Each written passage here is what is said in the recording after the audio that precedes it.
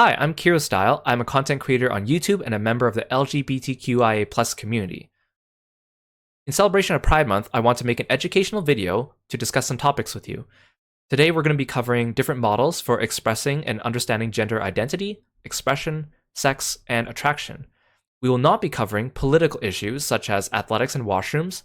Although these are important discussions to be had, they're beyond the scope of this video. We'll also not be going over a full scientific breakdown of gender and sex.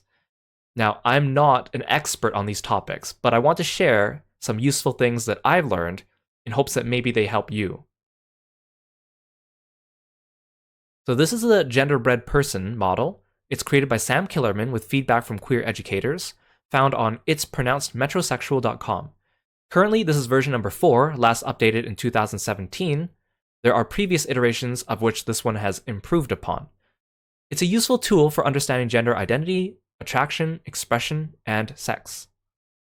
Although it was popularized by Sam Killerman, it's based on a community effort dating back to 2005, with work from Christina Gonzalez, Vanessa Prell, Jack Rivas, and Jared Schwartz.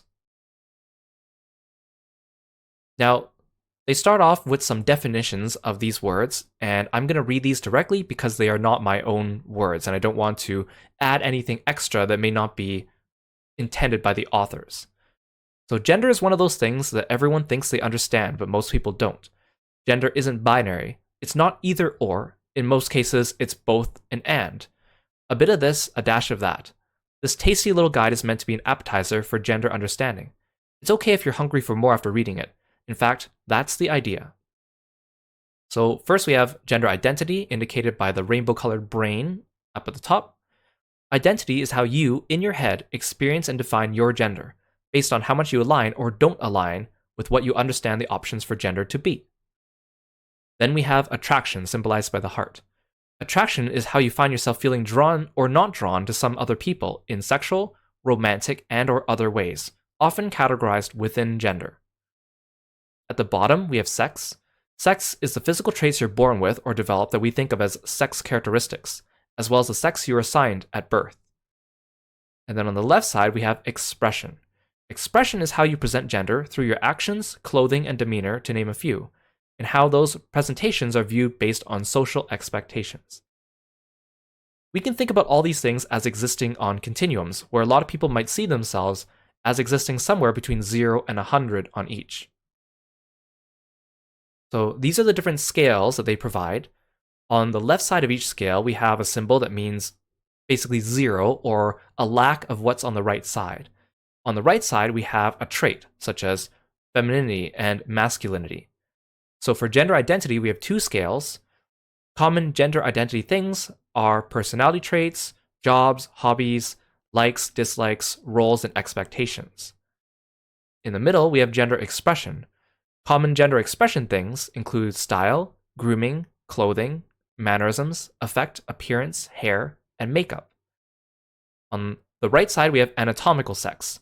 Things like body hair, chest, hips, shoulders, hormones, reproductive organs, chromosomes, voice pitch. I think the important thing to recognize about these scales is that in the past, a lot of people might have seen these scales, for example, as on one side there's female and one side there's male. And those scales don't include things like, for example, agender. So that's why I think it's important that they break up these scales into 2 separate scales with 0 on the left side. It also allows people to have a little bit more say in where they place themselves on both of the scales. In big letters here in the middle, we have a note. Identity does not equal expression and does not equal sex. Gender also does not equal sexual orientation. So there's a section here for sex assigned at birth, typically based on solely external genitalia present at birth, ignoring internal anatomy, biology, and change throughout life. Sex assigned at birth is key for distinguishing between the terms cisgender and transgender. Then at the bottom, we have sexual attraction and romantic attraction. So we have 2 scales again, sexually attracted to women and or feminine and or female people, and sexually attracted to men and or masculine and or male people. Then on the right side, we have romantically attracted to women and or feminine and or female people, and men and or masculine and or male people. So I think this is really important to separate sexual and romantic attraction, because someone could be, for example, not sexually attracted to anyone. They could be asexual, but still be romantically attracted to women or men. So here's the whole thing all together in one big image. And the whole idea is for you to look at this and think to yourself, maybe where do you fall on each of these spectrums and what that means for you? For some people, this might be a useful way of envisioning how they fit into society and how they categorize themselves.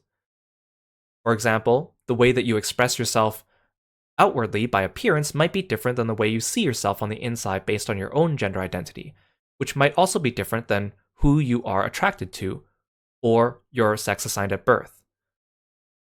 That's why these things are very complicated and they interact with each other in many different ways, and it could mean different things for different people. Now, the genderbread person model is useful for starting the conversation and understanding where some of these topics might go, but it's a very complicated topic, and this model is not all-encompassing. It doesn't cover everything, and there's definitely criticisms of it, and shortcomings as well. It's still being worked on, it's still evolving based on current research, so this is not a, be-all, end-all. Now, in response, another model was also created called the gender unicorn, and this picture here was illustrated by Anna Moore and designed by Landon Pan, Eli Ehrlich, and many others. You can find it on transstudent.org/gender. It's a trans student educational resource site. And the whole purpose of this was to shore up some shortcomings in the genderbread person. Now keep in mind, this was created before version 4 of the genderbread person. So I think this builds upon and improves shortcomings that were found in version 2 and version 3 of the genderbread person. So some of the things that this is trying to fix has already been addressed in version number 4. So here they use a unicorn instead of a genderbread person, because one criticism was the genderbread person still looks a little bit masculine or a little bit more on the male presenting side. So they want to use a unicorn to show that it could be anybody. And they have 3 scales on these ones. For one scale for female or feminine or woman, another scale for male or man or masculine, and a third one for other as well. Just like the genderbread person, the scales go from 0 on the left to 100 on the right. So if people are thinking that agender and asexual people were excluded from this, that's not true. For example, identifying on the far left side would indicate no attraction. So each arrow is a sliding scale and not a checkbox.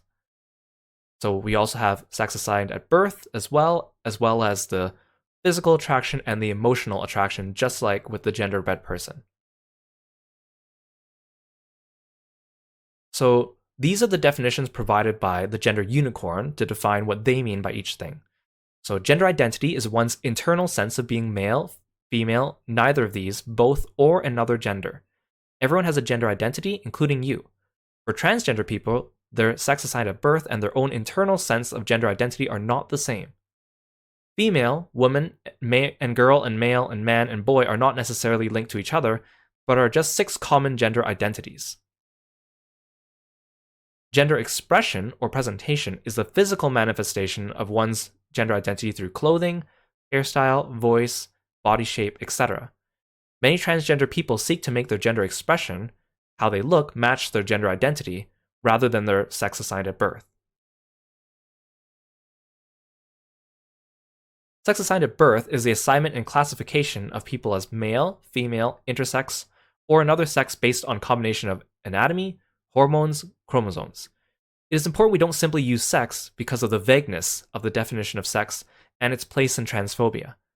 Chromosomes are frequently used to determine sex from prenatal karyotyping, although not as often as genitalia. Chromosomes do not always determine genitalia, sex, or gender. Physically attracted to is sexual orientation. It's important to note that sexual and romantic or emotional attraction can be from a variety of factors, including but not limited to gender identity, gender expression and presentation, and sex assigned at birth. Emotionally attracted to is romantic or emotional orientation. It is important to note that sexual and romantic and emotional attraction can be from a variety of factors, including but not limited to gender identity, gender expression and presentation, and sex assigned at birth. There are other types of attraction related to gender, such as aesthetical or platonic. These are simply two common forms of attraction. So the gender unicorn has some changes from the genderbread person, again, a previous iteration of it. You may recognize this graphic as similar to the genderbread person by its pronounced metrosexual. We created this graphic with significant changes to more accurately portray the distinction between gender, sex assigned at birth, and sexuality. Ultimately, we want to recognize genders outside of the Western gender binary, which the genderbread person does not. Not all trans people exist on a scale of womanhood and manhood. There are several other issues with this graphic, such as the use of the inaccurate term biological sex, the use of asex, which fails to recognize that everyone has sex characteristics prescribed to them, and several other issues with terminology and presentation. Again, some of this terminology was fixed for version 4 of the genderbread person, so these no longer apply. So, both these models are useful, but there are some criticisms of them. First of all, one criticism is that they enforce gender stereotypes. And I agree that gender stereotypes are not good. So how do we kind of reconcile this? And I don't have a perfect answer for you. Personally, the way I see it is that, we want to break away from gender stereotypes, but we all have to admit that gender stereotypes have played a role in the way society is shaped and the way that we have perceived them growing up. And these things are not easy to escape. That's why it's important that when you look at these gender models, you think about what they mean for you. What does maleness or femaleness mean to you? And how do you put yourself on that scale? And how do you see yourself and want other people to see you? And that, again, could be different for everyone because of the way that these stereotypes are built up in society. So, in a way, it's almost like because society has these gender stereotypes and they're not going to be going away anytime soon, or at least not completely eradicated anytime soon, they will play a role in our perception of these models. Another criticism is contradictory terminology. Now, because everyone can kind of create their own identity for themselves and how they view themselves, what the words mean for themselves, there could be contradictions between one definition to another between different sources, and that can cause confusion. And I think that is just a result of this being a very dynamic thing. So I think whenever you have a conversation with someone and they're talking about gender identity and you're not sure what they mean by something, or you think that you might have a different definition, ask them, what does this mean to you? So I can better understand what you mean about yourself. Now, these models are not a great tool for depicting comprehensive sexuality. Now, the metrosexual site has another model called the sexuality model, which you might be interested in looking at if you want to look at that. But this model is not meant for depicting comprehensive sexuality. Another criticism was, what about gender fluidity? And one way to respond to it is it depends on how you use the model. You don't necessarily need to put yourself as a single point on each scale on each part of the model. You could give yourself a range. You could draw a circle showing what range you feel that you fit yourself into between different days of the week, for example. Also, these models are not set in stone. You can go back and you can change where you think you fit on the model whenever you feel like it. It's not like a birth certificate where you do it once, it's signed, and then done. It is fluid. You can go back and change things. And maybe that's why if you want to fill it out, you should fill it out in something like pencil to show that you can go back and erase and change and move. Another criticism is, are these independent variables? So for example, sex assigned at birth is in a separate section from gender expression and gender identity. But does sex assigned at birth affect these things? And that's not an easy answer to answer, and it could be different again for everyone. Research is ongoing, so for now, I think the model is a nice way of showing all these different points. But keep in mind there are interactions between some of these points, even though they might look like they're completely distinct from one another. And there's nothing necessarily right or wrong about that. It could be different for everyone. Lastly, this model is very individualistic. Like I said, it's about what this means to you. How do you define the words? What does this mean for yourself? But we have to think about social factors and cultural factors as well will play a role in this too. So that's just something to keep in mind when you're looking at this. Again, it's not an all-encompassing model. Some closing remarks. Like I just said, these models are not all-encompassing. They're a work in progress, and there is room for improvement. They provide a simple starting point for a complicated topic. Keep an open mind and be willing to learn. This is a conversation and not an argument. Thanks so much for watching, and happy Pride Month.